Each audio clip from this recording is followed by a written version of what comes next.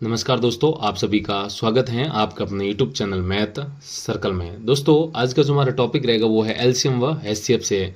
आज हम इस वीडियो में सीखेंगे कि संख्या दिए जाने पर एलसीएम और एचसीएफ कैसे ज्ञात किए जाते हैं। ठीक है, तो ये सब सीखने के लिए वीडियो को पूरा जरूर देखिएगा। ठीक है, तो यहाँ पर ध्यान दीजिए, 12, 16, 20 का एलसीएम व एचसीएफ ज्ञात करना। हमारे सामने जो सवाल है वो क्या है, 12, 16, 20 का मैं एलसीएम और एचसीएफ ज्ञात करना। ठीक है, तो देखिए एलसीएम और एचसीएफ ज्ञात करने से पहले आपको क्या करना है, 12, 16, 20 के अभाज्य गुणनखंड करने हैं। ठीक है, अभाज्य गुणनखंड कैसे किए जाते हैं, तो ध्यान दीजिए, 12 के सबसे पहले अभाज्य गुणनखंड करेंगे तो यहाँ पर इस प्रकार करेंगे। 12 के अभाज्य गुणन करने के लिए सबसे पहले आपको 2 का भाग लगाना है। यहाँ पर 2 का भाग लगाएंगे, 12 में कितनी बार जाएगा, 6 बार। ठीक है, फिर इसी प्रकार आगे 2 का भाग देते रहना है जब तक कि 2 का भाग ना जाए।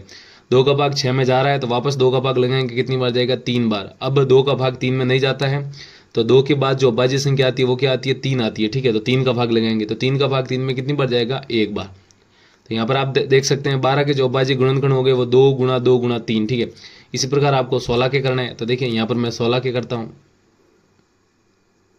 सबसे पहले आप किसका भाग लगाएंगे, 2 का, तो यहाँ पर लिखेंगे 2, 2 का भाग 16 में देंगे, कितनी बार जाएगा आपका, 8 बार। ठीक है, फिर वापस 2 का भाग जा रहा है तो 2 का भाग वापस लगाएंगे, 2 का भाग 8 में कितनी बार जाएगा, 4 बार। फिर वापस 2 का भाग जा रहा है तो 2 का भाग अब 4 में कितनी बार जाएगा आपका, 2 बार। ठीक है, फिर वापस 2 का भाग जा रहा है तो 2 का भाग एक बार फिर दे दीजिए तो कितना आ जाएगा, 2 का भाग 2 में देने पर 1 बार आ जाएगा। ठीक है, यहाँ पर आप देख सकते हैं 2 गुणा 2 गुणा 2 गुणा 2, ये क्या हो जाएगा, 16 के अभाज्य गुणनखंड। इसी प्रकार आपको 20 के अभाज्य गुणनखंड लिखना है। तो देखिए यहाँ पर 20 के अभाज्य गुणनखंड करते हैं। तो सबसे पहले यहाँ पर 2 का भाग देंगे, 2 का भाग जा रहा है तो 2 का भाग 20 में देंगे, कितनी बार जाएगा आपका, 10 बार। ठीक है, फिर आगे वापस आप 2 का भाग लगाइए क्योंकि 2 का भाग 10 में जा रहा है, कितनी बार जाएगा आपका, 5 बार। ठीक है, अब 2 का भाग नहीं जाएगा और 2 के आगे 3 आता है, 3 का भाग देंगे तो 3 का भाग भी नहीं जाएगा। तो 3 के बाद सीधी अभाज्य संख्या कौन सी आती है, 5। तो 5 का भाग जाएगा तो 5 का भाग 5 में कितनी बार जाएगा, 1 बार।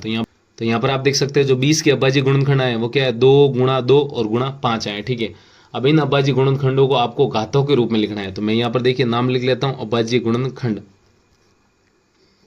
सबसे आसान विधि है ये विधि, अभाज्य गुणनखंड विधि, एलसीएम और एचसीएफ निकालने के लिए। ठीक है, तो मैं यहाँ पर लिख देता हूँ अभाज्य गुणनखंड। ठीक है, अभाज्य गुणनखंड किस किस के निकाले हमने, 12 के, तो लिखेंगे 12 बराबर क्या आया है आपका, 2 गुणा 2। देखिए 2 गुणा 2, 2 गुणा 2 को मैं क्या लिख सकता हूँ, 2 की घात 2 भी लिख सकता हूँ। ठीक है, तो ध्यान दीजिए, जब भी आप अभाज्य गुणनखंड विधि से एलसीएम और एचसीएफ निकालते हैं तब हमेशा आप गुणनखंडों को घातों के रूप में लिखेंगे। ठीक है, तो 2 गुणा 2 को 2 की घात 2 लिखेंगे, तो मैं यहाँ पर 2 गुणा 2 को 2 की घात 2 लिखता हूँ और गुणा में देखिए कितना है, 3 है, तो यहाँ पर लिखेंगे गुणा 3। ठीक है, इसी प्रकार 16 को देखिए, 16 बराबर यहाँ पर देखिए 2 गुणा 2 गुणा 2 गुणा 2, 2 आपस में कितनी बार गुणा हो रहा है, 4 बार। तो इसको आप क्या लिख सकते हैं, 2 की घात 4। तो मैं यहाँ पर देखिए 16 के जो अभाज्य गुणनखंड है वो क्या लिख देता हूँ, 2 की घात 4 लिखता हूँ। ठीक है, इसी प्रकार आपको 20 के अभाज्य गुणनखंड लिखने हैं तो 20 के देखिए अभाज्य गुणनखंड लिखते हैं। तो यहाँ पर देख सकते हैं 2 गुणा 2 गुणा 5 है, तो 2 गुणा 2 को क्या लिख सकते हैं, 2 की घात 2 और गुणा में क्या हो जाएगा आपका 5, तो ये लिखेंगे गुणा में 5। तो सबसे पहले आपको एलसीएम और एचसीएफ निकालने के लिए जो दी गई संख्या है उनके अभाज्य गुणनखंड करने हैं। देखिए जिस प्रकार मैंने यहाँ पर 12, 16, 20 के अभाज्य गुणनखंड किए, इसी प्रकार आपको जो अन्य संख्या होंगी उनके भी अभाज्य गुणनखंड करने हैं। ठीक है, फिर आपको एक साथ सारे अभाज्य गुणनखंड लिख देने हैं। अब हमें सबसे पहले क्या निकालना है, एलसीएम। तो यहाँ पर लिखेंगे एलसीएम, और किन किन का एलसीएम निकालना है हमें, 12, 16, 20 का, तो इसमें ब्रैकेट बनाकर 12, 16 और 20 लिख देंगे। ठीक है, इनका हमें एलसीएम ज्ञात करना है। तो देखिए एलसीएम कैसे ज्ञात करते हैं, एलसीएम में क्या करना है, देखिए मैं आपको एक छोटी सी बात बता देता हूँ कि एलसीएम में आपको क्या करना है, जो अभाज्य गुणनखंड करने के बाद अभाज्य गुणनखंड में देखिए यहाँ पर मैंने क्या लिखा है, एलसीएम में क्या करना है, सभी गुणनखंडों को लेना है अधिकतम घात के साथ। ठीक है, तो जितने भी आपने गुणनखंड किए हैं यहाँ पर देख सकते हैं आप, 2 है, 3 है और 5 है, ये 3 गुणनखंड आए हैं यहाँ पर। तो इन 3 गुणनखंडों में से आपको सभी को लेना है, कहने का मतलब 2 को भी लेना है, 3 को भी लेना है और 5 को भी लेना है, और इस प्रकार लेना है कि उनकी घातें क्या हो, अधिकतम हो। ठीक है, तो यहाँ पर आप देख सकते हैं 2 यहाँ पर भी हैं, 2 यहाँ पर भी हैं, 2 यहाँ पर भी है, तो इनमें से कौन सा गुणनखंड लेंगे आप, वो गुणनखंड लेंगे जिसकी घात अधिकतम है। तो यहाँ पर आप देख सकते हैं 2 की अधिकतम घात यहाँ पर है, वो कितनी है, 4, तो ये गुणनखंड यहाँ पर आ जाएगा, यानी कि 2 की घात 4। फिर गुणा, उसके बाद 3 को लेना है, तो 3 तो यहाँ पर अकेले ही है, तो ये खुद आ जाएगा 3। उसके बाद 5 गुणनखंड को लेना है, ये 5 यहाँ पर भी अकेला है, तो ये खुद आ जाएगा। ठीक है, कहने का मतलब है जब भी आप अभाज्य गुणनखंड करते हैं तो अभाज्य गुणनखंड करने के बाद सभी एलसीएम के लिए सभी गुणनखंड को लेना है और उनकी अधिकतम घात के साथ। ठीक है, तो यहाँ पर देखिए 2, 2 तीनों में है, लेकिन आपको अधिकतम घात के साथ लेना है। तो यहाँ पर देख सकते हैं 2 की अधिकतम घात यहाँ पर है 16 में, तो 2 की घात 4 मैंने क्या लिख दिया, 2 की घात 4। अब इसको आप सरल कर दीजिए, 2 की घात 4 का मतलब कितना होता है 16, गुणा 3 गुणा 5 कितना हो जाएगा आपका 15, ठीक है। जब आप 16 को 15 से गुणा करेंगे तो कितना आएगा आपका 240 आ जाएगा, ठीक है। तो आप कह सकते हैं 12, 16 और 20 का जो एलसीएम आएगा वो कितना आएगा आपका 240 आएगा।